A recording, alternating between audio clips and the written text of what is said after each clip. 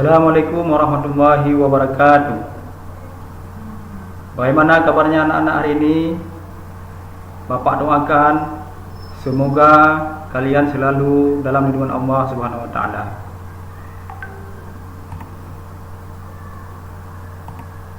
Alhamdulillah, pada hari ini kita berjumpa kembali dalam pembelajaran kita pada kelas 3 SMP. Mengawali pembelajaran kita hari ini, mari kita sama-sama membaca Ummul Quran. A'udzu billahi minasy syaithanir rajim. Bismillahirrahmanirrahim. Alhamdulillahi Rabbil Alamin, Ar-Rahmanir Rahim, Maliki Yaumiddin. Iyyaka na'budu wa iyyaka nasta'in. Ihdinas siratal mustaqim, Siratal ladzina an'amta 'alaihim ghairil maghdubi 'alaihim waladdallin. Amin. Semoga dengan kita membaca Ummul Quran tadi, Allah memberkati pembelajaran kita hari ini. Adapun materi pembelajaran kita hari ini adalah toleransi dan menghargai perbedaan. Tujuan pembelajaran kita yang pertama menjelaskan pengertian toleransi. Yang kedua mengidentifikasi dalil nakli tentang toleransi. Yang ketiga merangkum isi kandungan Quran Surat Al-Hujurat ayat 13 tentang toleransi. Yang keempat, merangkum isi kandungan hadis tentang toleransi.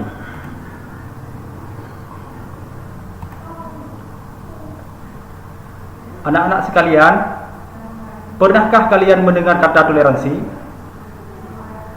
Apa yang dimaksud dengan toleransi? Mari kita bahas bersama-sama dalam pembelajaran ini.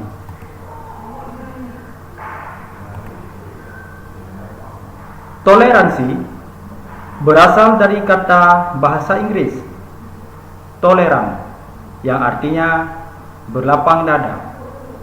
Dalam bahasa Arab disebut dengan tasamu, yang artinya tenggang rasa.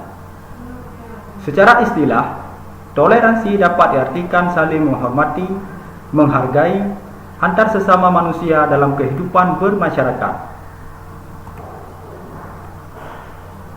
Dalil nakli yang menjelaskan tentang toleransi terdapat dalam surat Al-Hujurat ayat 13. Mari kita baca bersama-sama Quran surat Al-Hujurat ayat 13. A'udzu billahi minasy syaithanir rajim. Bismillahirrahmanirrahim. Ya ayyuhan nasu inna khalaqnakum min dzakarin wa untha wa ja'alnakum syu'uban wa qabaila lita'arafu. Inna akramakum 'indallahi atqakum. Innallaha 'alimun khabir. Shadaqallahul azim. Al-Hujurat ayat 13. Artinya, wahai manusia, sungguh kami telah menciptakan kamu dari seorang laki-laki dan seorang perempuan. Kemudian kami jadikan kamu berbangsa-bangsa dan bersuku-suku agar kamu saling mengenal. Sungguh, orang yang paling mulia di antara kamu di sisi Allah ialah orang yang paling bertakwa. Sungguh, Allah Maha Mengetahui, Maha Teliti. Quran Surat Al-Hujurat ayat 13. Selanjutnya, hadis riwayat Abu Ya'la dan Ibnu Hibban yang menjelaskan tentang toleransi. Mari kita baca bersama-sama hadis toleransi ini. An Anas bin Malik qala Rasulullah sallallahu alaihi wasallam wallazi nafsi biyadi la yadha'u Allahu rahmatahu illa ala rahim. Qalu ya Rasulullah kulluna yarham. Qala laisa bi rahmati ahadikum sahibah yurhamun nasu kafah. Rawahu Abu Ya'la.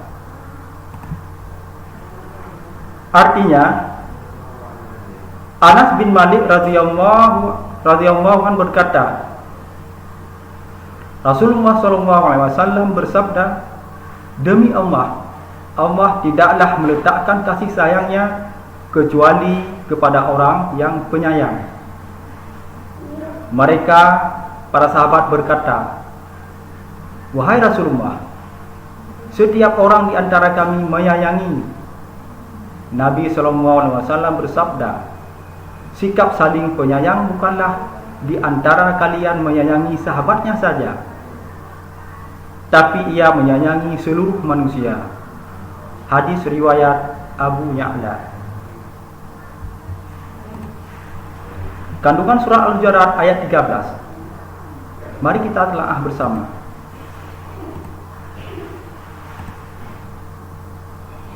Kandungan surat Al-Hujurat ayat 13 adalah Allah menciptakan manusia berbeda warna kulit, suku, bangsa, dan perbedaan lainnya, bukan untuk saling merendahkan, namun untuk saling mengenal dan menolong.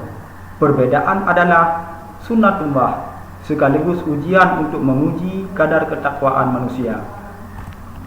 Selanjutnya, mari kita telaah isi kandung hadis riwayat Abu Ya'la dan Ibnu Hibban. Yang pertama, Allah tidak menyayangi hambanya yang tidak saling menyayangi sesama manusia atau ciptaan Allah lainnya.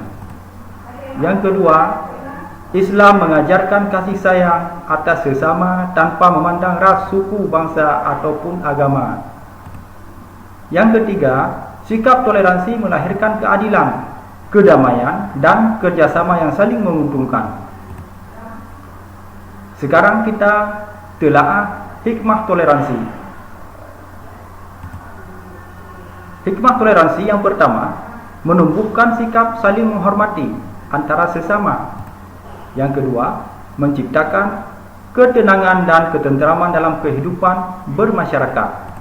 Yang ketiga, menjauhkan satu kelompok merasa sombong dan lebih hebat dari kelompok lain. Ini harus kita jauhkan, yang merasa kelompok kita yang terhebat. Kemudian yang keempat, menumbuhkan persatuan dan kesatuan bangsa. Kemudian yang kelima, melahirkan keharmonisan dalam kehidupan berbangsa dan bernegara. Kelima ini adalah hikmah toleransi. Namun masih banyak hikmah-hikmah lain yang tidak tersebutkan dalam pembelajaran ini. Kemudian, bagaimana kita mengimplementasikan toleransi di sekolah dan di masyarakat? Cara mengimplementasikan toleransi di lingkungan sekolah. adalah bisa kita implementasikan di dalam kegiatan diskusi misalnya, dengan menghargai perbedaan pendapat dan tidak merasa pendapat pribadi yang paling benar. Ini menghargai pendapat orang lain adalah bentuk toleransi.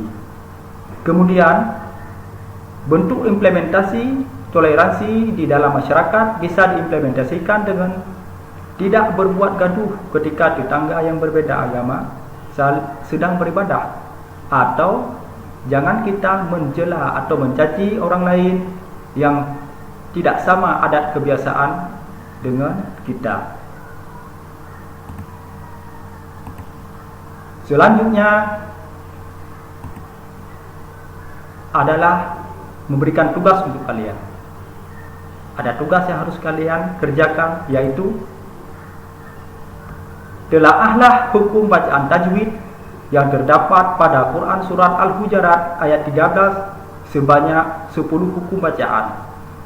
Jadi tugasnya adalah kalian harus menelaah hukum bacaan tajwid yang ada di dalam Quran Surat Al-Hujurat ayat 13 sebanyak 10 buah hukum bacaan yang harus kalian telaah dalam Quran Surat Al-Hujurat ayat 13 tersebut.